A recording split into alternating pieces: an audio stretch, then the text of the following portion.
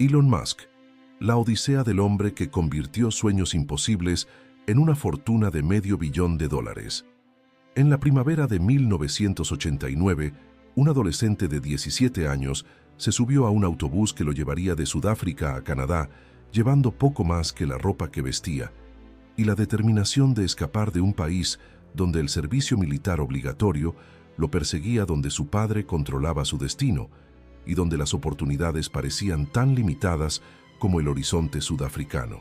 Su nombre era Elon Reeve Musk, y nadie en ese momento, ni él mismo, podría haber imaginado que este joven que comenzaría su vida norteamericana limpiando las calderas de un aserradero, ganando $18 por semana, se convertiría en el hombre más rico del mundo, acumulando una fortuna de $500 millones que desafía la comprensión ordinaria de lo que representa la riqueza en el siglo XXI. La infancia de Elon Musk en Sudáfrica había sido un crisol de conflictos. Su padre, Errol Musk, era un empresario exitoso, pero también un hombre que por todas las cuentas disponibles fue un padre tóxico, controlador, distante, capaz de comportamientos que su hijo posteriormente describiría como deplorables.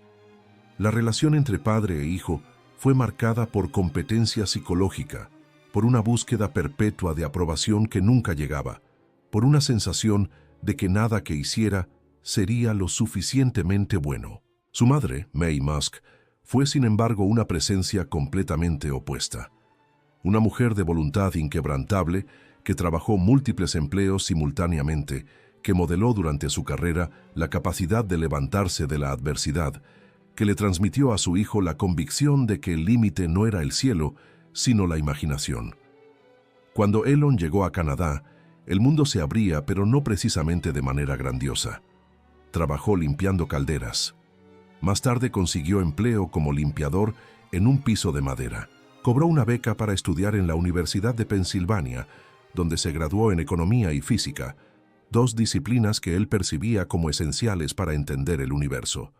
Pero incluso mientras estaba en Pensilvania, Elon sabía que la universidad era un preludio, no el destino. En 1995, cuando fue aceptado en Stanford para hacer un doctorado en física aplicada, duró exactamente 2 días. Se dio cuenta de que el futuro ya estaba sucediendo, que Internet estaba revolucionando todo, y que si quería ser parte de esa revolución, no podía hacerlo desde un aula, sino desde un garaje en Silicon Valley. Con su hermano Kimball, en ese entonces desempleado, Elon gastó el dinero de una beca de $1000 para crear su primera empresa, Zip2. La idea fue relativamente simple pero innovadora para 1995. En una época cuando la mayoría de los periódicos apenas comprendían que Internet existía, Elon y Kimball crearon software que permitía a los periódicos tener presencia en línea con mapas interactivos, directorios locales, guías de negocios cercanos. Era como si Google Maps y Yelp hubieran tenido un hijo en 1995, anticipando por casi una década lo que el mundo eventualmente demandaría. Los comienzos fueron brutales. Elon y Kimball vivían en la oficina de Zip2, una sala de aproximadamente 4 por 9 metros, utilizando la YMCA para ducharse porque no podían permitirse acceso a instalaciones domésticas. Comían en Jack in the Box, la comida rápida más barata que podían encontrar.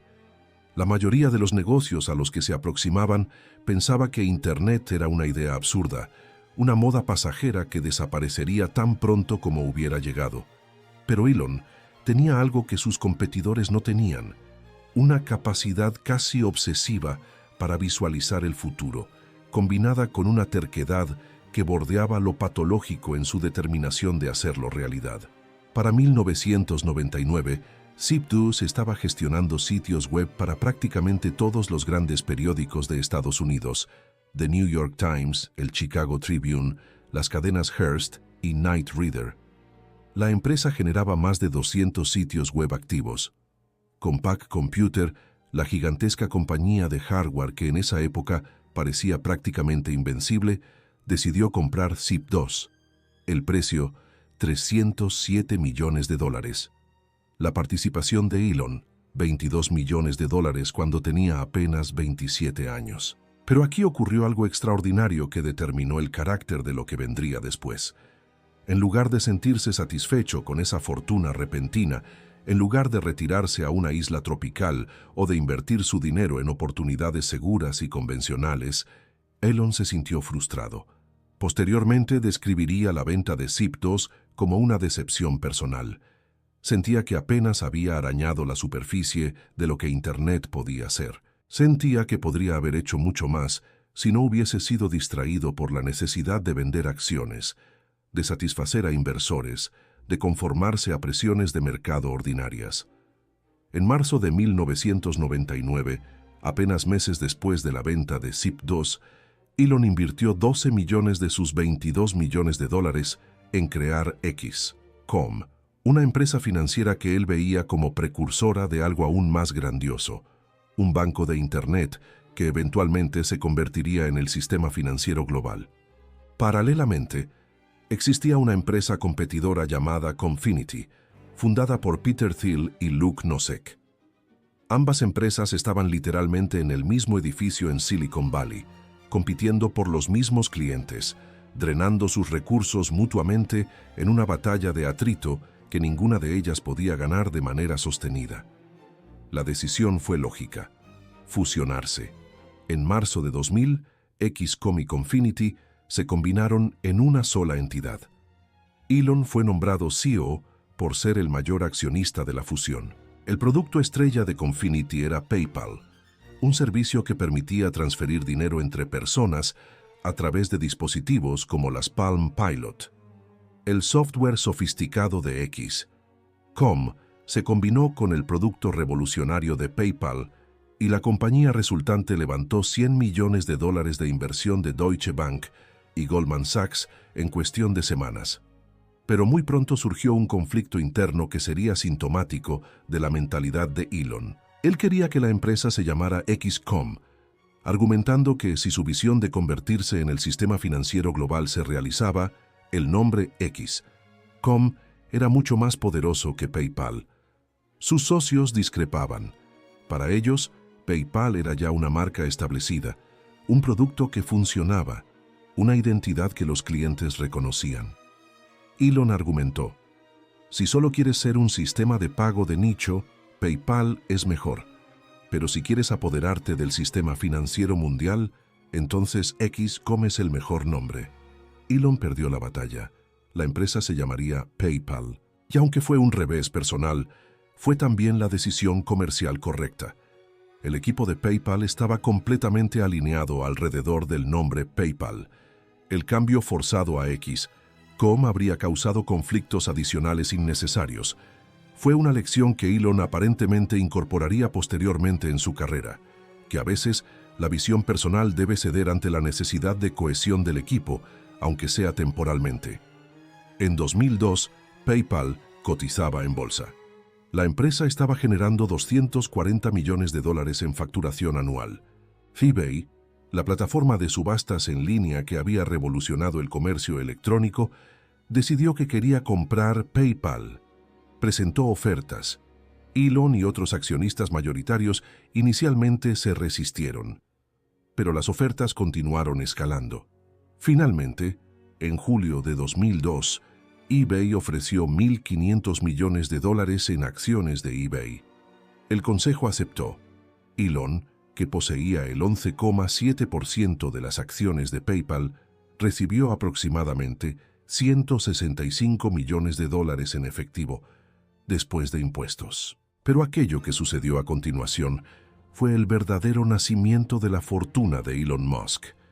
En lugar de guardar ese dinero, en lugar de diversificarlo en fondos mutuales o acciones de empresas establecidas, dedicó $100 millones a fundar SpaceX, 70 millones a Tesla Motors y 10 millones a SolarCity. Esto fue audaz al punto de la insensatez. SpaceX fue fundada en 2002 con la misión absolutamente descabellada de reducir el costo de viajes espaciales mediante cohetes reutilizables. En ese momento, la industria aeroespacial llevaba décadas sin innovación significativa. Los cohetes eran desechables. El espacio era dominio exclusivo de gobiernos nacionales, no de empresas privadas. cuando Elon fue a Rusia para intentar comprar cohetes excedentes a precios reducidos y fue rechazado, en lugar de darse por vencido, decidió que simplemente fabricaría los suyos propios. SpaceX casi quiebra varias veces en sus primeros años. Los primeros intentos de lanzamiento del Falcon 1 fracasaron. En 2007, después de 3 fracasos consecutivos, SpaceX estaba prácticamente arruinada. Elon estaba invirtiendo cada centavo que le quedaba y la empresa seguía quemando dinero. Pero en septiembre de 2008, cuando la economía global colapsaba en la peor crisis financiera desde la Gran Depresión, el Falcon 1 finalmente logró alcanzar órbita. SpaceX sobrevivió. Tesla Motors fue una apuesta incluso más improbable. La industria automotriz estaba dominada por gigantes que tenían siglos de experiencia, fábricas masivas, cadenas de suministro establecidas. Elon decidió que haría vehículos eléctricos cuando prácticamente nadie quería vehículos eléctricos.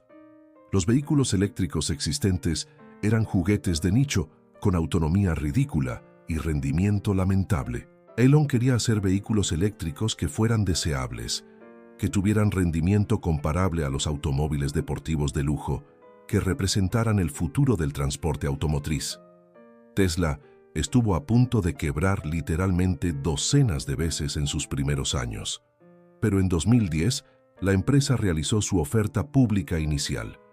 Las acciones de Tesla salieron a bolsa a $17. Fue un éxito inmediato.